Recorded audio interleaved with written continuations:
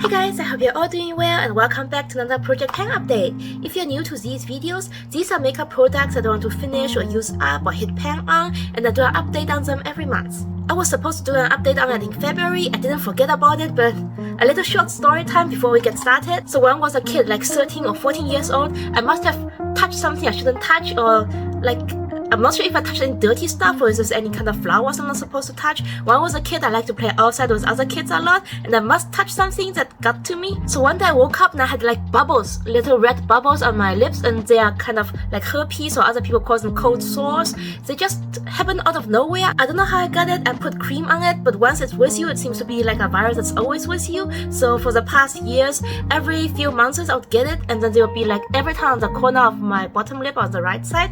But it hasn't happened in a long time. So just a few weeks ago, I was saying, oh, I haven't got herpes in like 2 or 3 years. I was really happy about it. But last month, it kind of kicked back at me after what I said, because I suddenly got herpes out of nowhere on the top here. It's not even on my lips, it was above my lips, and it was really like painful and kind of looked really ugly. I couldn't film videos for like 2 weeks because it was just a big clump on such an obvious spot. I also don't want to wear makeup. I avoided doing makeup because I don't want this to transfer, I don't know, bacteria to my makeup products, sponges, tools. I don't want to get it again ever, so I didn't do anything. So I waited it out, and in the beginning of March, this was gone, and for a few days I had really clear skin, like there was nothing. I was so happy with my skin. I filmed many makeup videos, but then after it, this came back again, but more like a smaller irritated area. It wasn't exactly herpes, I'm not sure what I got, but it's healing right now. The skin is hard there. I'll wait for it to completely heal, but I need to get back to my Project Pan update. There's also a lot of makeup looks I want to do, videos I want to film. I will wait for a bit for that, but the Project Pan update we can finish today. Last time I was really happy and I said, oh, I haven't gotten sick in a while, and immediately a day after that I caught a cold for a whole week. So guys, never say you haven't gotten sick in a while, never say you haven't gotten this, that, bad stuff in a while. It kind of comes back to you like you're calling for it. In my last video I mentioned that I want to add more products to Project Pan, products where I can track visible like usage of, and I want to add this one. This is the Nudestix Nudies Bloom blush sticks that you can use like for all over face color. This is the shade Poppy Girl. I have it for, I'm not sure, 2 years now. This is how much is left in it. It's a very pretty coral warm toned shade. I like to use this on my cheeks and sometimes even on my eyes and on my lips. I really like this kind of multi-use product. I can use it on days where I want to do a natural makeup look, or on days where I'm in a hurry. I can pop this in my bag as I head out to the door and go meet my friends and then do my makeup in the car. The formula is also very good. It's creamy, smooth, very easy to blend. I have 3 different shades of it, and I bought 3 because at the time when you reach the amount I reached, they would give you a blush sticks for free, but you wouldn't know which one you would get. I was hoping they would send me a new shade that I didn't have, but they ended up sending me a double of this shade Poppy Girl, so I have a completely new one unused of it. That's how I want to finish this up. Let me show you guys the shade. I have used this in some of my makeup videos before. I got a new blush brush. Blend it out. It's actually much easier and quicker with fingers. Let me show you on this side. Why it doesn't look so easy on camera?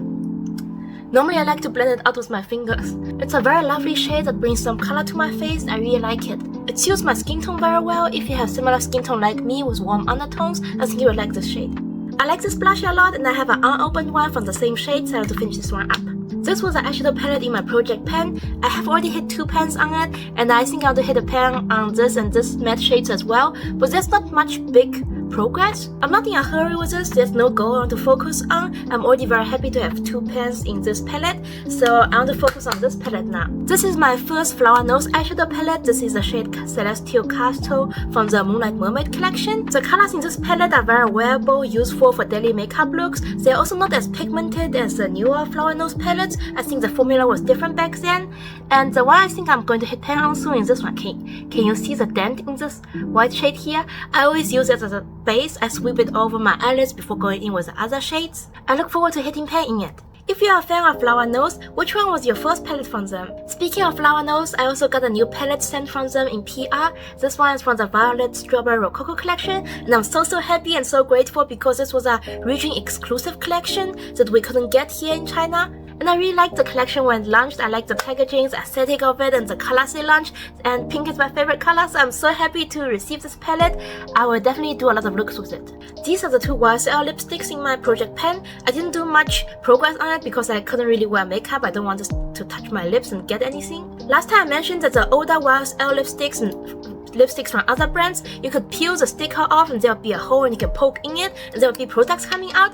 I saw this online and I poked in it and actually got a little bit further, but I didn't do it all the way. As you can see, this is the original mark. I want to show you guys on video. I didn't really push all the way through. Let's see.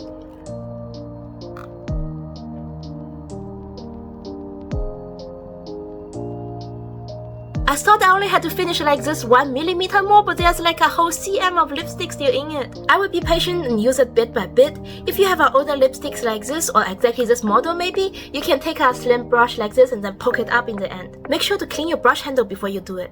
And here are the other products in my project pan. I didn't get to do much progress on them really because I didn't wear a full face of makeup the last weeks. When I wore any, I just wore a little bit of concealer under my eyes and I avoided the whole it just didn't put me in the mood to do makeup even though I really love makeup. But I want to introduce these products to everyone who is new to my project pan. We have the butter bronzer from Physicians Formula. This bronzer is really good, smells really nice as well and shows up nicely on my skin. It's a little bit shimmery but very subtle. I already have a big pan in it and it's expanding. Here's another bronzer, the Benefit Hoola bronzer. It's a very good matte and pigmented bronzer. I feel like Benefit was much popular back in the 2016 makeup era. Now I don't see many people talk about them anymore. Let me know in the comments down below which one is your favorite makeup brand of all time. And then I have a Nars blush here in the shade Outlaw. It's a discontinued shade, and if you guys have seen my videos from years ago, I spent years trying to pan this blush. Like it felt like there was so much product, it's never ending, I never hit pan on it, even though I used it consistently, daily. But this year I finally hit pan on it and I'm so happy. I want to use this even more and then expand the pan even bigger. And this was an older Nars packaging, so it got dirty and sticky really quickly and my blush looked disgusting from the outside, so I rubbed over it with nail polish remover. You can use rubbing alcohol too if you have it. I heard people say the new blushes and the new packaging doesn't get dirty as easily anymore, but not sure if it's true. If you have new products from Nars, let me know if they are still the same. I really like the matte texture of how they were in the start, but I hate how they got really sticky after a while. This is my first blush from Flower Nose in Frosty Rose. All the embossing is gone, but I think there's a long way until I can hit pan in it, but I do rub into it a lot with a makeup puff, so I hope this will pan faster than my other blushes where I use brushes to apply them. I think when you use a denser brush or a sponge or a makeup puff to rub into it, this will pan quicker than when you use a fluffy brush. This is a highlighter I bought in the year when Fenty Beauty launched. I think that was 2019 or 2017. I think 2019? Wow, so many years have passed. This is a dual lightning dust and fire crystal. This is a more glittery and shimmery version, and this one is a more subtle and natural highlighter. I hit pan on this one very quick, but I've been working on this one and I haven't got like a tiny dent in it only. And then we have a powder from Innisfree. This is a no sebum mineral powder in the compact version. I think I will finish this one up very quickly this summer because I do sweat a lot and I get oily skin when the weather is warmer, so I will use this a lot. And this was my project pan update for March. Thank you so much for watching my videos, for keeping up with me. I hope you will have an amazing day and I'll see you in my next one. Bye!